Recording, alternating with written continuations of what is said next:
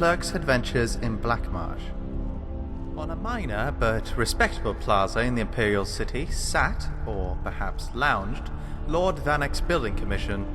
It was an unimaginative, austere building, not noted so much for its aesthetic or architectural design as for its prodigious length. If any critics wondered why such an unornamented, extended erection held such fascination for Lord Vanek, they kept it to themselves. In the 398th year of the Third Era, Decimus Scotti was a senior clerk at the Commission. It had been a few months since the shy, middle-aged man had brought Lord Vanek the most lucrative of all contracts, granting the Commission the exclusive right to rebuild the roads of Valenwood, which had been destroyed in the 5-year war. For this, he had become the darling of the managers and the clerks, spending his days recounting his adventures, more or less faithfully. Although he did omit the ending of the tale, since many of them had partaken in the celebratory Unthrapper roast provided by Silvestri, informing one's listeners that they've gorged on human flesh improves very few stories of any good taste. Scotti was neither particularly ambitious nor hard-working, so he did not mind that Lord Vanek had not given him anything to actually do. Whenever the squat, little gnomish man would happen upon Decimus Scotti in the offices, Lord Vanek would always say, "You're a credit to the Commission. Keep up the good work." In the beginning, Scotti had worried that he was supposed to be doing something, but as the months went on, he merely replied, "Thank you, I will." There was, on the other hand, the future to consider. He was not a young man, and though he was receiving a respectable salary for someone not doing actual work, Scotti considered that soon he might have to retire and not get paid for not doing work. It would be nice, he decided, if Lord Vanek, out of gratitude for the millions of gold the Valenwood contract was generating, might deign to make Scotti a partner, or at least give him a small percentage of the bounty. Decimus Scotti was no good at asking for things like that, which was one of the reasons why, previous to his signal successes in Valenwood as a senior clerk for Lord Atterus, he was a lousy agent. He had just about made up his mind to say something to Lord Vanek when his lordship unexpectedly pushed things along. "You're a credit to the Commission," the waddling little thing said, and then paused. "Do you have a moment free on your schedule?" Scotti nodded eagerly and followed his lordship to his hideously decorated and very enviable hectare of office space. "Zenithar blesses us for your presence at the Commission," the little fellow squeaked grandly. "I don't know whether you noticed, but we were having a bad time before you came along. We had impressive projects for certain, but they were not successful. In Blackmarsh, for example, for years we've been trying to improve the roads and other routes of travel for commerce. I put my best man, Flessus Tijo, on it, but every year, despite staggering investments of time and money, the trade along those routes only gets slower and slower. Now, we have your very clean, very, very profitable Valenwood contract to boost the Commission's profits. I think it's time you were rewarded." Scotti grinned a grin of great modesty and subtle avarice. "I want you to take over the Blackmarsh account from Flessus Tijo." Scotti shook, as if waking from a pleasant dream to hideous reality. "My lord, I couldn't." "Nonsense," chirped Lord Vanek. "Don't worry about Tijo. He will be happy to retire on the money I give him, particularly as soul-wrenchingly difficult as this Blackmarsh business has been. Just your sort of challenge, my dear Decimus." Scotti couldn't utter a sound, though his mouth feebly formed the word "no," as Lord Vanek brought out the box of documentation on Blackmarsh. "You're a fast reader," Lord Vanek guessed. "You can read it all en route." "En route to..." "Blackmarsh, of course," the tiny fellow giggled. "You're a funny chap. Where else would you go to learn about the work that's being done, and how to improve it?" The next morning, the stack of documentation hardly touched, Decimus Scotti began the journey southeast to Blackmarsh. Lord Vanek had hired an able-bodied guard, a rather taciturn redguard named Malik, to protect his best agent. They rode south along the Nibbin, and then southeast along the Silverfish, continuing into the wilds of Cyrodiil. There, the river tributaries had no names, and the very vegetation seemed to come from another world, than the nice, civilized gardens of the northern Imperial province. Scotty's horse was tied to Malik's, so the clerk was able to read. It made it difficult to pay attention to the path they were taking, but Scotty knew he needed at least a cursory familiarity with the Commission's business dealings in Blackmarsh.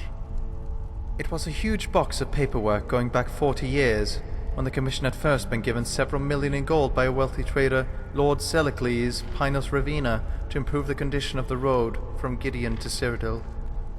At that time, it took 3 weeks, a preposterously long time for the rice and root he was importing to arrive, half rotten, in the Imperial province. Pinus Ravina was long dead, but many other investors over the decades, including Pelagius IV himself, had hired the Commission. They would build roads, drain swamps, construct bridges, devise anti-smuggling systems, hire mercenaries, and in short, do everything that the greatest empire in history knew would work to aid trade with Blackmarsh. According to the latest figures, the result of this was that it took 2.5 months for goods, now thoroughly rotten, to arrive. Scotty found that when he looked up after concentrating on what he was reading, the landscape had always changed. Always dramatically, always for the worse. "This is Blackwood, sir," said Malik to Scotty's unspoken question. It was dark and woodsy, so Decimus Scotty thought that it was a very appropriate name. The question he longed to ask, which in due course he did ask, was, "What's that terrible smell?" "Slow point, sir," Malik replied, as they turned the next bend, where the umbrageous tunnel of a tangled tree and vine opened to a clearing. There squatted a cluster of formal buildings in the dreary imperial design favoured by Lord Vanek's commission and every emperor since Tyva. Together with a stench so eye-blindingly, stomach-retchingly awful that Scotty wondered suddenly if it were deadly poisonous, the swarms of blood-coloured, sand-grain-sized insects obscuring the air did not improve the view. Scotty and Malik battered at the buzzing clouds as they rode their horses towards the largest of the buildings, which on approach revealed itself to be perched at the edge of a thick, black river. From its size and serious aspect, Scotty guessed it to be the Census and Excise office for the wide, white bridge that stretched across the burbling dark water to the reeds on the other side. It was a very nice, bright, sturdy-looking bridge, built, Scotty knew, by his commission. A poxy, irritable official opened the door quickly on Scotty's first knock. Come in, quickly. Don't let the flesh flies in." Flesh flies? Decimus Scotty trembled. You mean they eat human flesh? "If you're fool enough to stand around and let them," the soldier said, rolling his eyes. He had half an ear, and Scotty, looking around at the other soldiers in the fort, noted that they all were well chewed. One of them had no nose at all to speak of. "Now, what's your business?" Scotty told them, and added that if they stood outside the fortress instead of inside, they might catch more smugglers. "You better be more concerned with getting across that bridge," the soldier sneered. "Tide's coming up. If you don't get a move on, you won't get to Blackmarsh for 4 days." That was absurd. A bridge swamped by rising tide on a river? Only the look in the soldier's eyes told Scotty he wasn't joking. Upon stepping out of the fort, he saw that the horses, evidently tired of being tortured by the flesh flies, had ripped free of their restraints and were bounding off into the woods. The oily water of the river was already lapping on the planks, oozing between the crevices. Scotty reflected that perhaps he would be more than willing to endure a wait of 4 days before going to Blackmarsh, but Malik was already running across. Scotty followed him, wheezing. It was not in excellent shape, and never had been. The box of commission materials was heavy. Halfway across, he paused to catch his breath, and then discovered he could not move. His feet were stuck. The black mud that ran through the river was a thick, gluey paste, and having washed over the plank Scotty was on, it held his feet fast. Panic seized him. Scotty looked up from his trap and saw Malik leaping from plank to plank ahead of him, closing fast on the reeds on the other side. "Help!" Scotty cried. "I'm stuck!" Malik did not even turn around, but kept jumping. "I know, sir. You need to lose weight." Decimus Scotty knew he was a few pounds over, and had meant to start eating less and exercising more, but embarking on a diet hardly seemed to promise timely aid in this current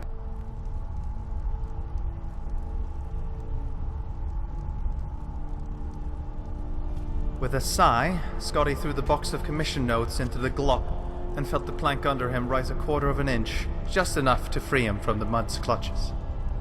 With an agility born of extreme fear, Scotty began leaping after Malik, dropping onto every third plank and springing up before the river gripped him. In 46 leaps, Decimus Scotty crashed to the reeds onto the solid ground behind Malik and found himself in Blackmarsh. He could hear behind him a slurping sound as the bridge and his container of important and official records of Commission affairs was consumed by the rising flood of dark filth, never to be seen again. That was The Argonian Account, Book 1, by Wogin Jarth.